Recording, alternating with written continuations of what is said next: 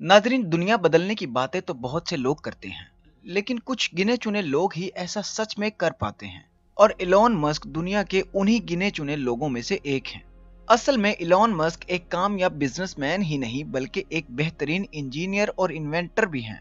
फिर चाहे बात चांद पर इंसानों की कम्युनिटी बनाने की हो या फिर जमीन से ग्लोबल वार्मिंग खत्म करने की, इलॉन की सोच हमेशा दूसरे लोगों से अलग होती है। और आज की बात करें तो वो दुनिया के सबसे अमीर इंसान होने के साथ ही दुनिया के कामयाब लोगों में भी शुमार किए जाते हैं।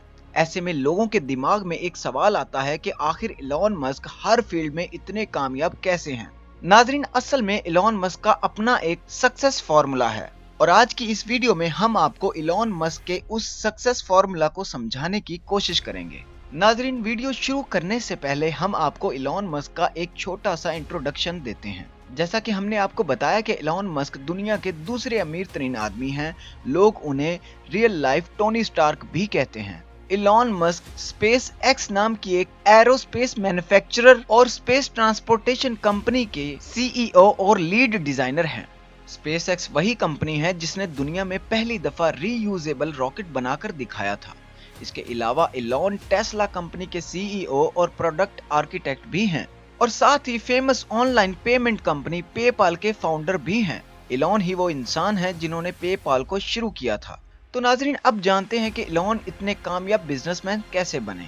नाजरीन, इलॉन आज इसलिए कामयाब हैं क्योंकि उनके सोचने का तरीका दुनिया के दूसरे लोगों से बिल्कुल अलग है।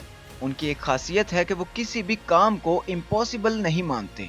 उनका कहना है कि कोई भी चीज इम्पॉसिबल कैसे हो सकती है। वो प्रॉब्लम्स को तोड़ते हुए उस पॉइंट तक पहुंच जाते हैं जहां से वो काम नामुमकिन से मुमकिन होता हुआ नजर आने लग जाता है। आप खुद ही देख सकते हैं कि वो कोई रॉकेट साइंटिस्ट नहीं है और ना ही उनके पास एरोस्पेस की कोई डिग्री है, लेकिन फिर भी उन्होंने स्पेस एक्स जैसी बड़ी कंपनी को खड़ा कर दिया है।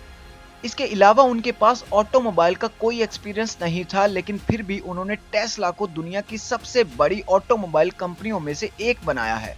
नाजरीन, इलॉन ये सब सिर्फ इसलिए कर पाए क्योंकि उनके सोचने का तरीका दुनिया के मैक्सिमम इंसानों से पूरी तरह अलग है। इलॉन मस्क के हिसाब से हम इंसान दो तरीकों से सोचते हैं। पहला तरीका वो होता है जिसको दुनिया के ज्यादातर इंसान अपनाते हैं। इस तरीके को एनालॉगी मेथड कहते हैं। दूसरा तरीका फर्स्ट प्रिंसिपल कहलाता है, जिसे दुनिया के बहुत ही कम लोग अपनाते हैं। और आप समझ चुके होंगे कि इलॉन उन्हीं बहुत कम लोगों में शुमार होते हैं। तो चलिए अब उन दो थिंकिंग मेथड्स को जानते हैं। पहले एनालॉगी मेथड की बात करें तो ये सोचने का वो तरीका है जिसमें हम इंसान अपने लाइफ एक्सपीरियंस और जो दुनिया में हमेशा से होता आया है उसको देखते हुए हर एक चीज के नतीजे निकालते हैं। इसको समझने के लिए हम इलॉन के रीयूजेबल रॉकेट के आइडिया को ले सकते हैं। यानी अगर सेम आइडिया किसी ऐसे इंसान के दिमाग में आता जो एनालॉगी मेथड से सोचता है, तो वो इस आइडिया पर कभी काम ही नहीं शुरू कर पाता, क्योंकि उसके दिमाग में सबसे पहले ये बात आती कि क्या दुनिया में अब तक किसी ने रीयूजेबल रॉकेट बनाया है।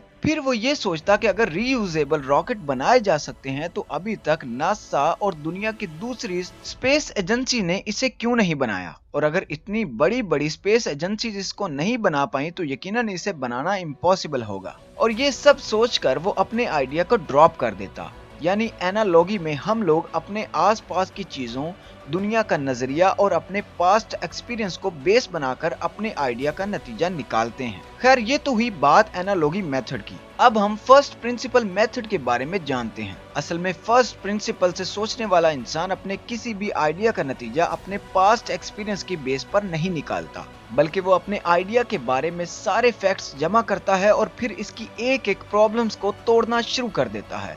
इस तरह एक एक प्रॉब्लम्स को तोड़ते हुए वो आखिर में उस पॉइंट तक पहुंच जाता है जहां ये पूरा आइडिया ही नामुमकिन से मुमकिन बन जाता है। इसको समझने के लिए हम फिर से इलॉन मस्क के रीयूजेबल रॉकेट की मिसाल लेते हैं। दरअसल कुछ साल पहले इलॉन के दिमाग में ये आइडिया आया था, क्यों ना कुछ ऐसा किया जाए जिससे आम लोग भी स्पेस की सैर कर सकें। अब कहने को तो ये सिर्फ एक ख्वाब था, लेकिन दुनिया के बड़े से बड़े साइंसदान और बड़ी से बड़ी स्पेस एजेंसीज के लिए ऐसा करना नामुमकिन था, और ना ही ऐसा करने का ख्याल किसी और को आया था, क्योंकि किसी भी स्पेस ट्रेवल में अरबों खरबों रुपए लग जाते हैं। ऐसे में दुनिया के आम लोगों को स्पेस की सैर करवाना वाकई में एक नामुमकिन सी बात थी, लेकिन इलॉन ने उसे एक अलग तरीके से सोचा, यानी कि फर्स्ट प्रिंसिपल मेथड से, और उसका सोल्यूशन निकालना शुरू कर दिया। इस पूरे आइडिया में सबसे पहले और सबसे बड़ी प्रॉब्लम ये थी कि स्पेस ट्रेवल में यूज किए जाने वाले रॉकेट्स बहुत महंगे होते हैं और उन्हें सिर्फ एक ही दफा यूज किया जा सकता है। यानी अगर ऐसे रॉकेट्स बना लिए जाएं जिन्हें बार बार इस्तेमाल किया जा सकता हो, तो स्पेस ट्रैवल को काफी सस्ता बनाया जा सकता है। और आपने देखा कि इलॉन ने किस तरह अपनी प्रॉब्लम्स को छोटे छोटे टुकड़ों में तोड़ा और आखिर में वो इस पॉइंट तक पहुंच गया जहां पर ये पूरा आइडिया कामयाब होता दिखने लगा। इस तरह सोचने को ही तो फर्स्ट प्रिंसिपल मेथड कहा जाता है। इलॉन ने अपनी पूरी जिंदगी इसी तरह से सोचा है। ये बात वो खुद अपने कई इंटरव्यूज में कह चुके हैं। इलॉन मस्क ने जब अपने रीयूजेबल रॉकेट का आइडिया दुनिया के सामने रखा तो उस वक्त उनके उस आइडिया को किसी ने भी सीरियस नहीं लिया था और यहाँ तक कि कुछ लोगों ने उनका मजाक भी बनाया था, क्योंकि वो उस वक्त सिर्फ एक इंटरनेट कंपनी यानी पेपाल के ओनर हुआ करते थे और उन्हें स्पेस और रॉकेट्स के बारे में बहुत ज्यादा जानकारी नहीं थी। जब उनके आइडिया को सब जगह से ठुकरा दिया गया तो उन्होंने अपनी खुद की एरोस्पेस कंपनी खोलने का फैसला कर दिया। इस तरह एक अकेले इंसान की खड़ी की हुई कंपनी ने वो काम कर दिखाया जिसे नासा जैसी बड़ी स्पेस एजेंसीज नहीं कर पाई। दरअसल इलॉन का मकसद दुनिया में पैसा या नाम कमाना नहीं बल्कि दुनिया को बदलने का है, इसलिए उनके सोचने का तरीका दुनिया से बहुत ज्यादा अलग है। वो सिर्फ आज नहीं बल्कि आने वाले कल के बारे में भी सोचकर चलते हैं। यही वजह है कि टेस्ला ने सबसे पहले इलेक्ट्रिक कार्स बनाना शुरू किया था। इलॉन इस बात को बहुत अच्छी तरह समझते हैं कि दुनिया में फ्यूल के रिसोर्सेज अनलिमिटेड नहीं हैं। आने वाले कल में ये फ्यूल पूरी तरह खत्म हो जाएंगे, इसलिए इंसानों को अभी से उस टेक्नोलॉजी पर काम करना शुरू कर देना चाहिए जिससे फ्यूल खत्म होने के बाद भी गाड़ियों और इंडस्ट्रीज को चलाया जा सके। और इलॉन मस्क ने उनकी तैयारी भी शुरू कर दी है और अब उनको देखते हुए दुनिया की दूसरी कंपनियों ने भी इलेक्ट्रिक कार्स बनाना शुरू कर दिया है और अब दुनिया भी ये मानने लगी है कि इलॉन जो भी करते हैं उसके पीछे हमेशा कोई बड़ा मकसद छुपा होता है। इलेक्ट्रिक कार्स बनाने के पीछे इलॉन का ये भी मकसद है कि उसके जरिए ग्लोबल वार्मिंग को कम किया जा सकता है। नाज़रीन, उम्मीद करते हैं कि इस वीडियो को देखने के बाद आपको इलॉन मस्क के बारे में काफी जानकारी मिली होगी। वीडियो अच्छी लगी हो तो लाइक कीजिए और चैनल को सब्सक्राइब कीजिए ताकि आपको ऐसी वीडियोस मिलती रहें।